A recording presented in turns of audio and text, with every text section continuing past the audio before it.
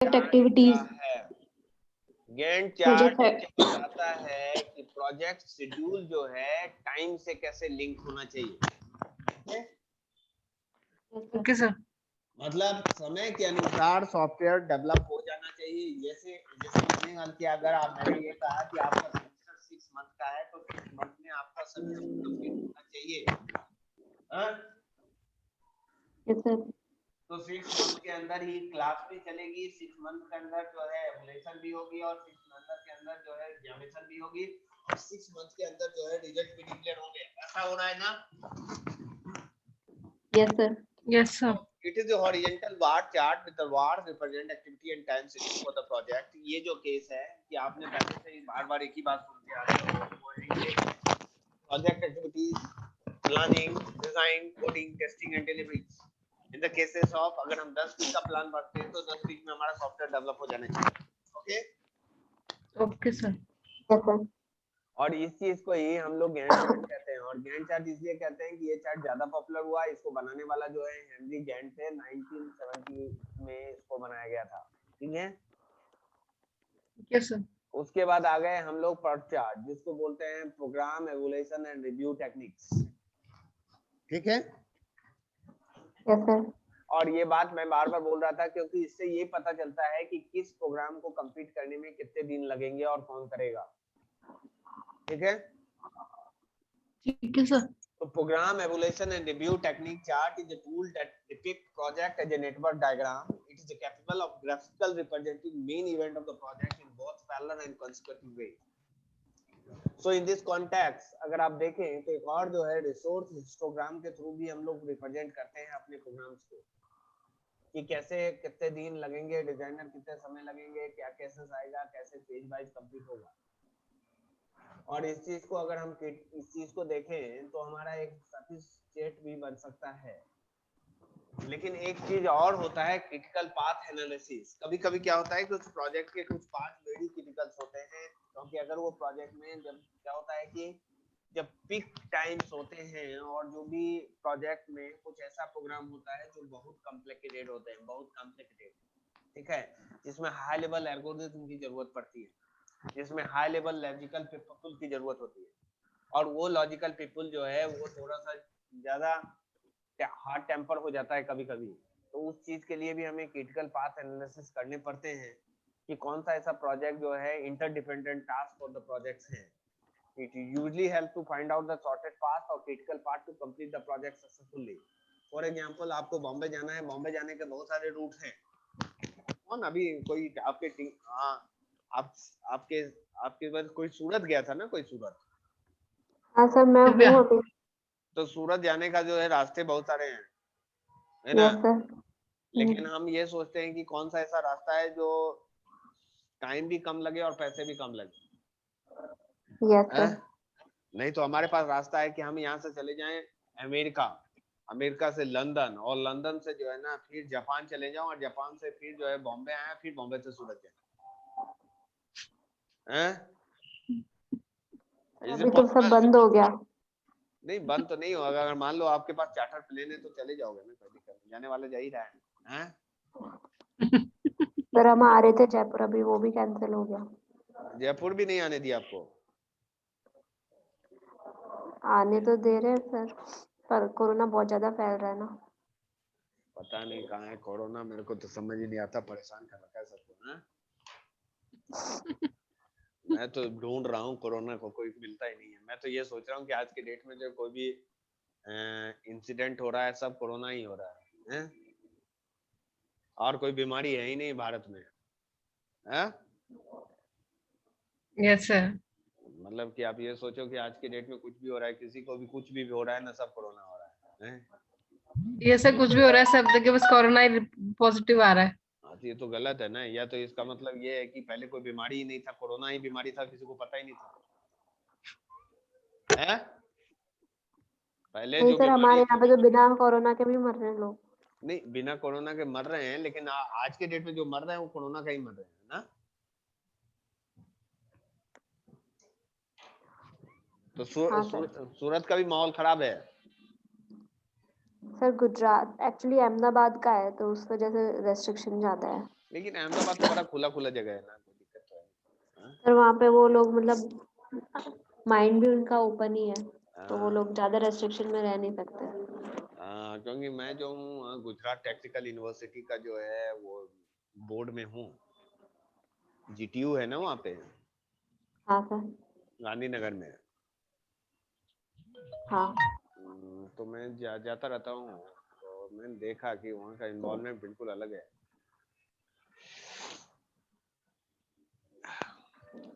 तो ये critical path method मतलब कि हम ये दिखाते हैं कि सॉर्टेड पाथ मेथड निकालें जिसके हिसाब से हमारा प्रोग्राम जो है प्रॉपर इम्प्लीमेंटेशन हो। ओके, उसके बाद आ गई थी बातें रिक्वायरमेंट इंजीनियरिंग, जिसको हम एनालिसिस भी कहते हैं। ठीक है, क्या कहते हैं? एनालिसिस। एनालिसिस। तो एनालिसिस पॉइंट ऑफ व्यू से अगर हम बात करते हैं तो सॉफ्टवेयर रिक्वायरमेंट जो है वो कैसे होगा, किसी तरह से गैदर करेगा, उसके बारे में बात किया। जिसमें मैंने पहले ही बोला था कि सॉफ्टवेयर को अगर हम प्रोसेस फेज में बात करें तो पहले हम फिजिबिलिटी स्टडीज करते हैं, फिर रिक्वायरमेंट गैदरिंग करते हैं, फिर स्पेसिफिकेशन निकालते हैं और वैलिडेट कर लेते हैं। यही है ना? Yes sir. इसके लिए एक एग्जांपल मैंने दिया था कि मेरा एक दोस्त है, वो दोस्त जो है बॉम्बे से आया, ठीक है, और वो मेरे को बोलता है कि मैं जो हूँ अपना बिजनेस को ऑनलाइन करना चाहता हूँ। क्या करना चाहता हूँ? ऑनलाइन बिजनेस ऑनलाइन करना चाहता हूँ। हम बोले तो ऑनलाइन करना है तो कर लेना, मेरे को क्या तकलीफ है? हाँ? तो बोला कि आप बताओ कि कैसे ऑनलाइन होते हैं। तो वास्तव में जब वो ये बात बोल रहा था कि मेरे को अपना बिजनेस ऑनलाइन है, तो मेरे को ये समझ में आ रहा था कि ये बंदा जो है या तो मोबाइल ऐप्स बनाना चाह रहा है या वेबसाइट बनवाना चाह रहा है ना? Yes sir. लेकिन बोल क्या रहा था वो कि बिजनेस को ऑनलाइन करना है। या तो मैं अगर मैं उसकी बात सुनता तो मैं तो पागल हो चुका होता है।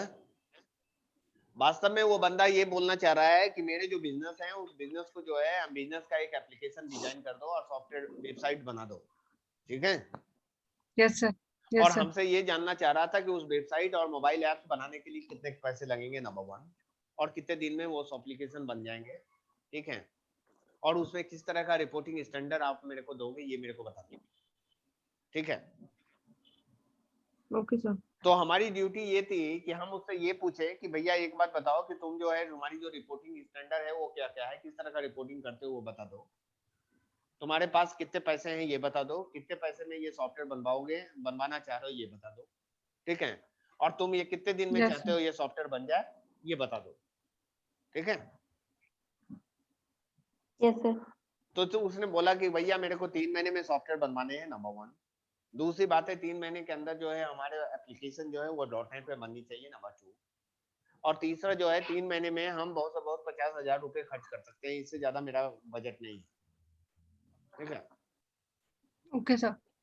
अब 50,000 रुपया जब उसने बोला तो मेरे दिमाग में ये आया कि 50,000 3 महीने में, मतलब कि मेरा एक एम्प्लॉय की कीमत जो है अगर हम बात करते हैं तो वो अगर 20,000 रुपए है, अगर 3 बंदे को उस प्रोजेक्ट पर लगाते हैं तो 60,000 रुपया पर मंथ होते हैं। 3 महीने में उसकी कीमत जो है लगभग जो है 1,80,000 रुपया हो जाता है, और एंसिलरी खर्च अलग अलग है, ठीक है। ठीक है सर। तो लगभग जो है हमारा कॉस्ट पड़ रहा है 3 लाख रुपया, और वो बोल रहा है हमको 50,000 में बना के दो। तो उस हिसाब से हमारा डील क्या होगा? क्या हमें वो सॉफ्टवेयर बनाना चाहिए कैंसिल या नहीं होगा। बनाना चाहिए? No sir. सॉफ्टवेयर नहीं बनाना चाहिए। सर प्रॉफिट तो हो ही नहीं रहा था। तो प्रॉफिट नहीं हो रहा है, लेकिन आप सवाल है as a businessman, as a project manager, आपकी ड्यूटी ये बनती है कि भाई मान लो कि अभी फिर हम लोगों ने सोचा कि ठीक है सॉफ्टवेयर बनने की क्या हमारे यहाँ डेट नाट हो जाए, अगर ये बंदा काम नहीं करेगा तो भी तो हमको सैलरी देनी ही है। Yes sir. तो इससे बेहतर ये यस सर। प्रोजेक्ट तो ले लें, बाद में दूसरी प्रोजेक्ट भी ले लेंगे। और हम अपनी टीम को ये कहते हैं कि मेरे को ये प्रोजेक्ट 1 महीने में बना के देने हैं, तू समझ ले कैसे बनाएगा।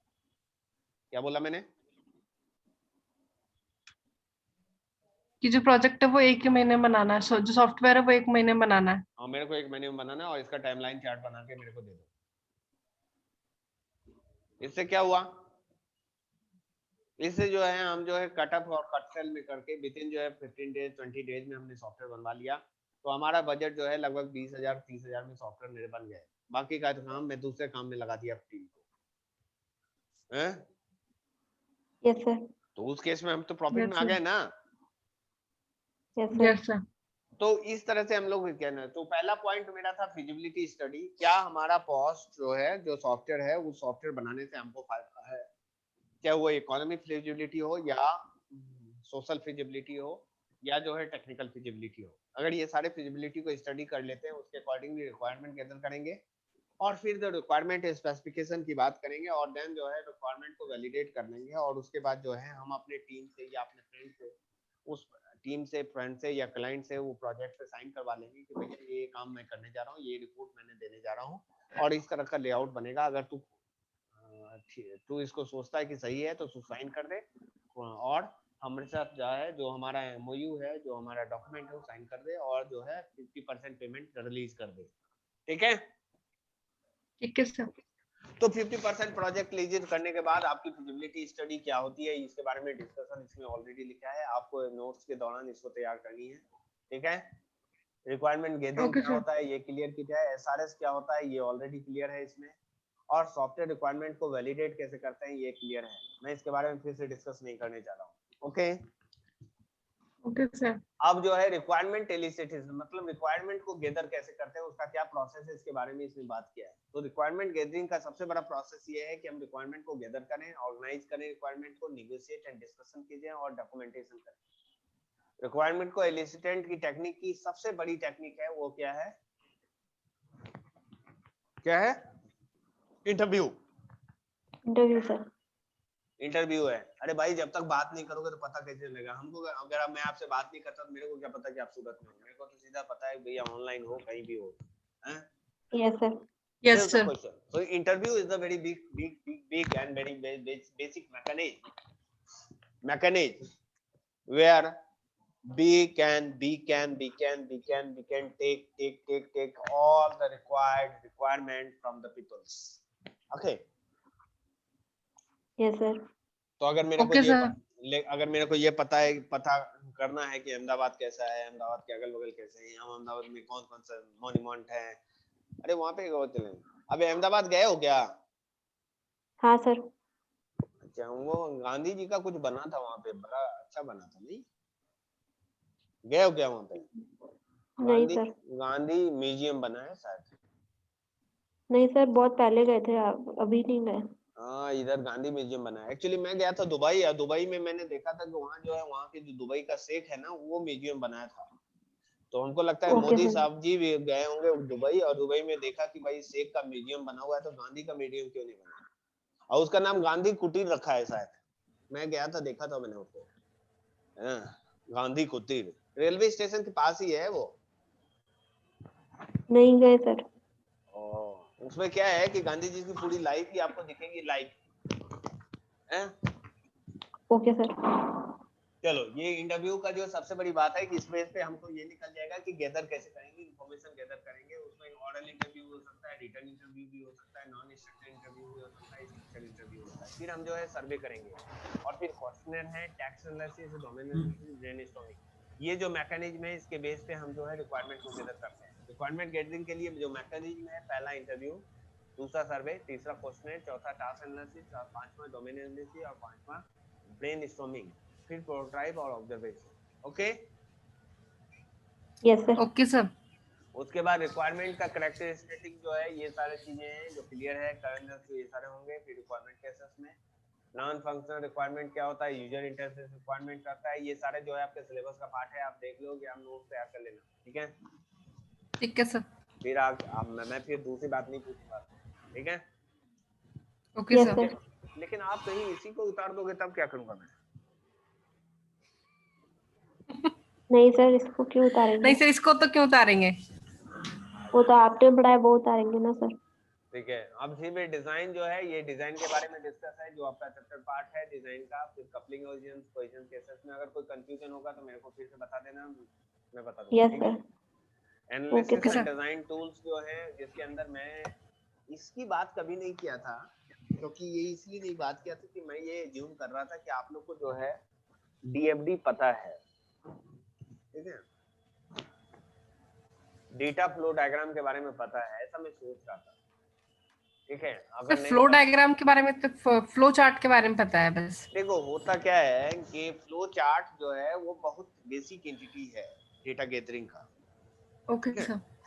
उसके बाद जो है डीएफडी आया, उसके बाद ईआरडी आया, उसके बाद हिपो आया, और उसके बाद जो है यूएमएल आया, समझिएगा।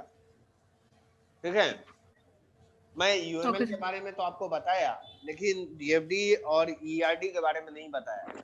ठीक है, लेकिन फिर भी जरूरत होगी तो मैं बात करूंगा इसके बारे में। ठीक है, ईपीओ तो चला ही नहीं ना? कौन सा? ईपीओ नहीं चला नहीं, इशू नहीं है। एक्चुअली क्या है कि अब एग्जामिनेशन में पूछने वाले को कौन क्या पूछ लेगा क्या पता आपको। Yes sir.